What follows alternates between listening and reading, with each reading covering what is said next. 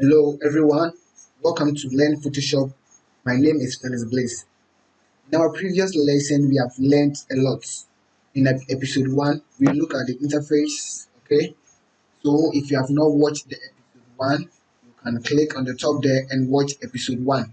In the episode 2, we look at how you can open, document, create a preset. A whole lot of things were taught in episode 2 as well. So if you have not watched that one as well, you can click the top there again and you watch that one depending on your level now. So if you are with me and you have watched both episode 1 and episode 2, then this is the time for you to enjoy the episode 3. Okay? So in this episode, we are going to look at the toolbar. The toolbar is like you going to farm without a cutlass. You need a cutlass to weed. You need a basket to carry your goods. You need a lot of things when you're going to farm. So the same way when you come to Photoshop, the tools here is going to help you to do whatever you need to do in Photoshop. And if you don't know the various uses or the various functions of the tools, you will find it difficult to use Photoshop. So without much ado, we are going to look at the toolbar, okay, in detail. So this is the toolbar, the whole area from looking at all this is the toolbar, okay. And then one thing you should know that this toolbar can be expanded. I mean, you see all these have been arranged in a vertical manner. When you click on this small icon here, it means you want to expand it. So look at it means we are expanding it, and we have them in two columns. Okay, the first one was in one column. Now we have them in two columns. So column 1, column 2. You get a point. Okay, apart from you having your work to be in two columns, you can also make it to float. Okay, so we can just drag it like this and bring it this way. See, you can just bring it here. So this is our working area. We don't want to move the mouse the whole here. You can just bring our toolbar here and do whatever we are doing. I can just move this one to any edge I want. If I bring it here, it's going to stick here. I've positioned it here. I can take it off and then send it back like this. Okay, do you remember what we learned in episode 1? Let's say you have your interface and your interface gets disorganized. What you need to do is you just need to go here and look for reset essentials, and it will restore it to the default sprite. This is what you are going to get, okay, in Photoshop. So as you can see, you have looked at how we can expand these tools here. Okay, now we are going to look at how we can edit this tool. I have come across several questions like my toolbar is missing, my tool is missing, there I can't find the brush tool, I can't find this. This is the solution. Assuming I have this, let me float it here again and then close it. So as you can see, we don't have any toolbar here. How can you find your toolbar? There is a simple way. Let's go to the reset again and then choose reset. This way we have it back. That is one way you can get it. If you don't want to reset the whole workspace, okay, what you can do is, let me close this one again and then close it. Okay, and then what we are going to do right now is we want to bring it back without going to that point. Another way you can do this is to just go to window and look for tools. So this is it, tools. So you can see that it is unchecked. So when I check it, you're going to have it back. This time around, the whole workspace was not resetted, but this one, you have your toolbar at the position where you place it before you left. You see the difference. The first one I did will restore it, but it was going to change the whole workspace. The second one is not going to change the whole workspace. You will have your old workspace and then you can still go ahead. So let me position this one back here. Now you understand that one. So let's say if your tool is missing, let's see how we can do that. But before then, you will have to go to this particular you have to go to this particular icon here, okay? Then right click on it and then choose edit toolbar. So when you choose edit toolbar, you are going to have this customized toolbar window here. So when you have this customized toolbar here, you can modify it and do whatever you want. So assuming I want to, let's say, magic wand tool, I don't need this one, I'm not going to work with this one, okay? So I will drag it to extra tools, then I'll click on done. Now let's go to selection, this point, okay? and let's look for magic 1 2. So as you can see, magic 1 2 is missing. That's where the problem comes in. You get a point. So to solve this, you have to go to the same point again, edit toolbar, and then you can see we have the magic 1 2 here. We don't want it that way. You have to go back here and then choose restore to default. If you don't want to restore to default, what you can do is select the magic 1 2 and send it back to the original position, which is this point.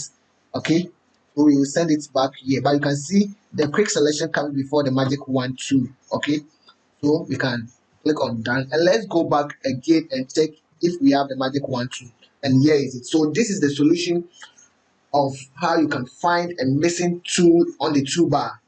The first one we did was how to restore or how to find a missing toolbar itself, and this time we have learned how we can find a missing tool on the toolbar. Don't be confused. Okay, so from here let's go to the edit toolbar again and learn a lot there. So I'll right click and choose edit toolbar. This time around I'm going to show you something. You see, remember the first time I showed you how you can hide the tool and then how you can restore the tool. So these are the various tools we have in Photoshop. So they have arranged it. If you don't want the arrangement, if you don't want how they have arranged it, assuming for me I don't usually work with artboard, so what I can do is I can just bring this artboard here and hide it. Okay, if I don't want the single row marquee tool, I don't want it to, I can hide this one as well. I can add single column marquee tool as well. Okay, so if I want to position the marquee tool to the apex, okay, I have to just drag this one here, okay, and then send this one here.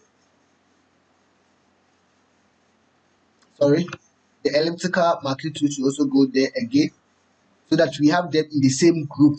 Okay, now let's see if we can add the move tool to the same point. Now you see we have all the three here. Now let me click on done. Look at something. So you can see that we have all the tools.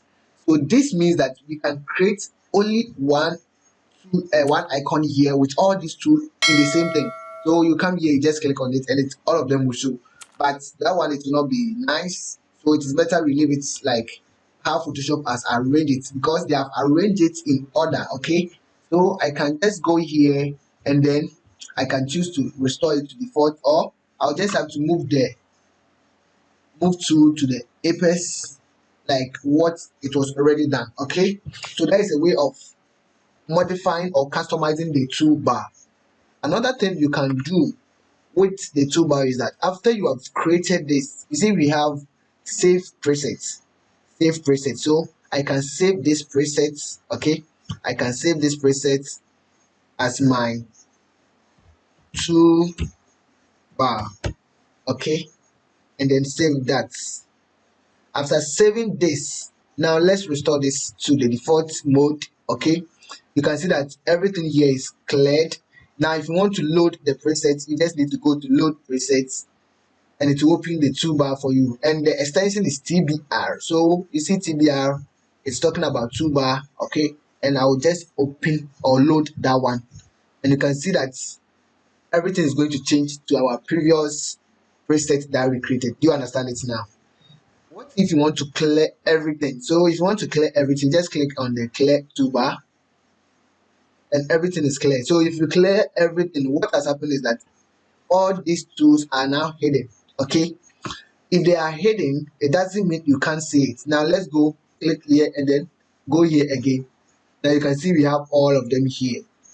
Okay, these three dots here, you can see we have the edit toolbar here, so we can click on it, and then what we can do is load what we did, or we will restore it to the, and then disable the shortcut for the hidden extras. So if you have this hidden extras, we can disable the shortcut as well. And as you can see, we have a shortcut for each of the tools here. So if you think each of the tools, the shortcuts that are allocated for them, you don't want them, you can manually change it here as well. And you can see blur, we don't have any shortcut for blur. So I can click on this and give you shortcut like B for blur, S for sharpen, Or one thing you should know, that if you are indicating or if you are giving shortcuts, you can't use numbers. If I try to enter number for it, look at what is going to happen. You can't use numbers for the shortcuts, okay? And you can't use two numbers too for the shortcuts. What if you press on Control S? It will not work. If you press on Alt D, so you can't combine two. You can only assign a letter to a particular key. So I can make this one like Q, like that. But you can see that in our previous listening, looking at the tools here, already some of them has the name we have given to them, okay? So you can see that the clone tool has S already, okay? And then we can give the smudge tool the same thing here, okay? So we can assign keyboard shortcuts to them. So you can see that the blur, we give it B, and then the sharpen, we can give it Y, okay? And then we can say done. So now look at something here. If we go to the smudge, you can see that we have the keyboard shortcut for blur, which is B, and the sharpen is Y. This was done manually, so you can also give your own shortcuts to each of the tools. You can change what Photoshop gave you and you can modify it and use your own shortcuts. Okay, if you think Photoshop shortcuts is okay for you, then go ahead and use that one. If you don't like it, you can go ahead and then, so if you want to delete it, you just need to go back to the edit toolbar. Then you just go to the portion that we did it, or let's restore to default and look at something. So let's go back and you can see everything is gone, right? So that is that for the toolbar, how you can edit it. Now I'm going to talk about one particular tool that you need to master. But before I tell you that tool, you need to know these three tools here. You need to know them very well, okay? Because if you don't know them very well, you'll struggle with most of the work. The first one here is this color swatch here, okay? This color swatch helps you to change the color for the foreground and then the background. So if I click on this, it is going to change to the default. So if you want to switch like that, you can use D to make it come back. So let's change this color. And I want to get black and white. I'll just press on D and I'll get black and white. If I want the white to come at the foreground, this one is the foreground and this one is the background. So if I want the white to come at the background or foreground, I'll just click on this one, the icon here, and it will change the position. If I click on it again, it will change. If you press on X, it will change. Please, if you are new to this channel and you are watching this video, I hope you want to learn more on Photoshop. It is better you do well and subscribe, because the various tools I'm going to discuss them in episode 4 as well. So we are not going to complete all the tools in this particular video. That's why you need to subscribe to this channel so that you don't miss the other discussion on the various tools in Photoshop. Okay, now let's just continue. So if you want to, let's say, change the make a full screen, you can press on F, or you can just click on this icon here and you can see it will change.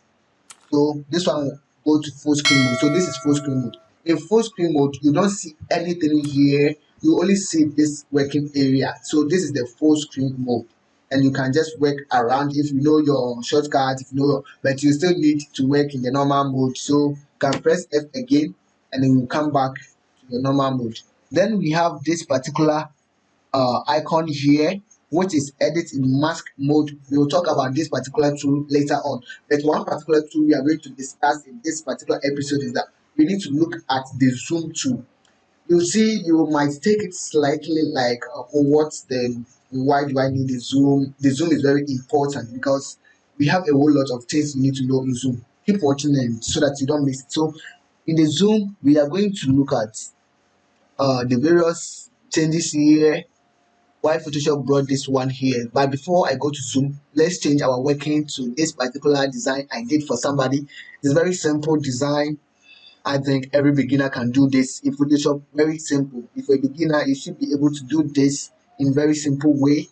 If you want a video, you can just ask me in the description and I will drop a video for you to watch. Okay, so as you can see, we are in the zoom mode. So if I want to zoom in, by default we have the plus sign here, so it is going to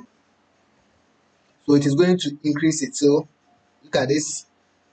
Okay, that is the zoom mode. If that is when you want to magnify the zoom. If you want to decrease the size all you need to do is just go to this side, the minus, and then subtract. So that one is going to decrease it. Another way you can do this is, as you can see that this particular box is checked, right? The Scrabby zoom. So now I'm going to talk about this Scrabby zoom. You see, I have checked this one here. This is the function of the Scrabby zoom. Now let's look at what is going to happen. If I if I click and hold the mouse button and move to the left, it's going to zoom out. If I move to the right, it's going to zoom in. Okay, so that is the difference of the Scrabble zoom. But if I check this and I do that, it's not going to work. Okay, it's not going to work. It's not going to work. Okay, so if I want to make it fit the window, all I will need to do is choose fit screen. Okay, if I want to fill it to the screen, I'll choose fill screen. There's no space around our working area, so when you choose fit screen, you can see that we have this space around it. So that's the difference between the fit screen and the fill screen. Okay, now there's one thing you should note. Let's say I want to zoom into this point. I don't want to be clicking and clicking and clicking. What you can do is make sure the Scrabble zoom is on check. Don't check this one. Then just select this like this. You click and hold and you select this. Look at, you see, we have gotten there in just a second. Instead of you clicking and clicking, it's not good. So you just need to, so if the shortcut for fill screen, you can use, you press Ctrl plus 1, that one will fill the screen. Ctrl plus 0 will fit the screen. You get it? So now let's look at another thing you can do with the zoom. With the zoom, you can change the percentage. Right now the percentage for the fit screen is 70.16. You can just select the percentage here and change it to 100 and press on enter, and it will fill the screen. If you change it to 56, so you get this. So you can use the bar here to change the percentage. Okay, this is the percentage. You can just look at it and then you can modify it. Okay, you can just select everything here and modify it. So this is all about this episode 3 of our Photoshop training. I hope you have learned a lot in this particular section. You don't want to miss our next section. That's why you need to subscribe to this channel, because there are a lot of tools here. We need to discuss them in detail so that as a beginner, Photoshop will be very easy for you to use without any difficulty. I am Felix Bliss. I walk you through these tutorials. If you enjoy these tutorials, please, you can drop something in the comments. I enjoy it. You can also click on the like button so that I will see you in the episode 4. Thank you. Makamuna.